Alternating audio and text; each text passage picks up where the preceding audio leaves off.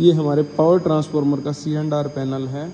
C&R panel एक control unit होती है जो पूरे ट्रांसफार्मर की जो फंक्शनिंग होती है उसको हम यहाँ से कंट्रोल कर सकते हैं, तो उसके बारे में हम जानेंगे। तो सबसे पहले अगर बात करें तो ये हमारे ऊपर आप देख रहे हो दो बस बार बोलते हैं इनको, दो बस बार से कनेक्टेड है ये सबसे पहले ये दो ब्लैक कलर की लाइनें हैं बस बार है, उनसे ये आइसोलेटर कनेक्टेड होते हैं।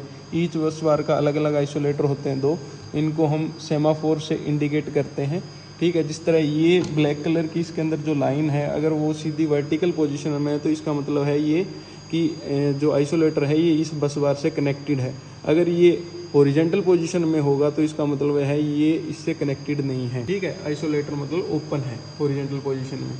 उसके बाद ये आ जाता है इसके अंदर आगे इंडिकेशन है अलग अलग स्प्रिंग चार्जर का, जो ब्रेकर है उसका स्प्रिंग चार्जिंग है या नहीं, और उसके बाद ये ओपन पोजीशन में है। ये जिस तरह रेड कलर की इंडिकेशन ग्लो कर रही है तो इसका मतलब ये क्लोज पोजीशन में है।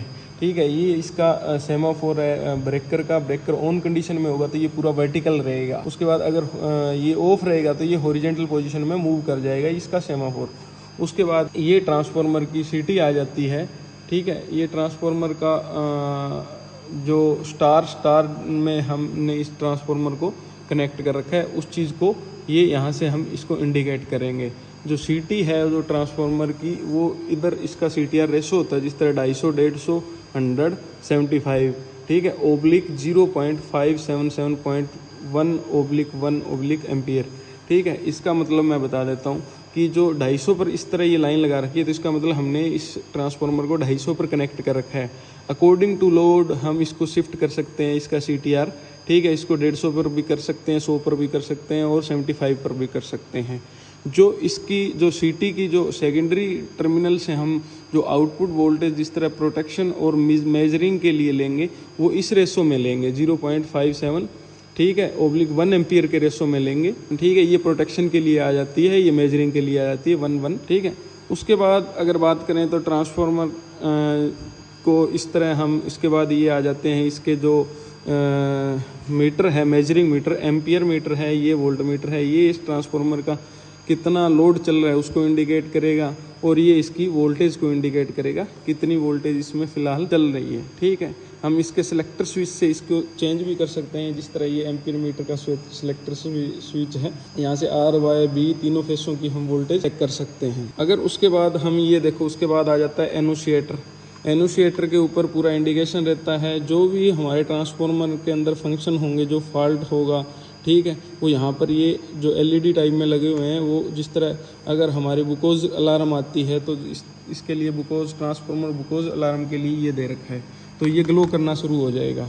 ठीक है, जब तक उसको रीसेट नहीं करेंगे या फिर उसको नॉर्मली हम उसका फॉल्ट जो भी होगा उसको फाइंड आउट करके ऑपरेट नहीं करेंगे तब तक।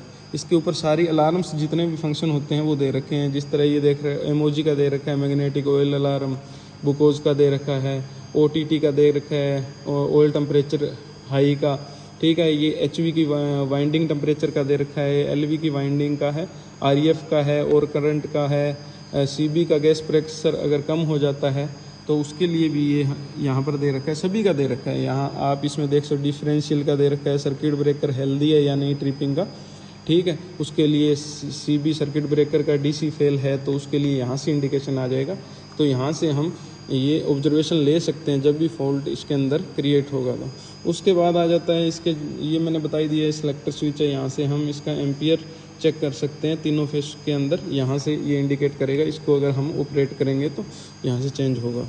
ठीक है, ये इसका TNC है, यहाँ से हम ये ट्रिपिंग का है और ये है क्लोज का। इस साइड करेंगे तो ये क्लोज हो जाएगा और इस साइड करेंगे तो ये ट्रिप हो जाएगा। अभी क्लोज पोजीशन में चल रहा है ट्रांसफार्मर। ठीक है, तो ये सर्किट ब्रेकर को यहाँ से ऑपरेट करके हम ट्रांसफार्मर को ऑन ऑफ कर सकते हैं। उसके बाद आ जाती है रिले का फंक्शन सारा नीचे। ये आ जाती है न्यूमेरिकल रिले। इसके अंदर क्या रहता है, ये देखो डिफरेंशियल का है, RF का है, ये सारी रिले है।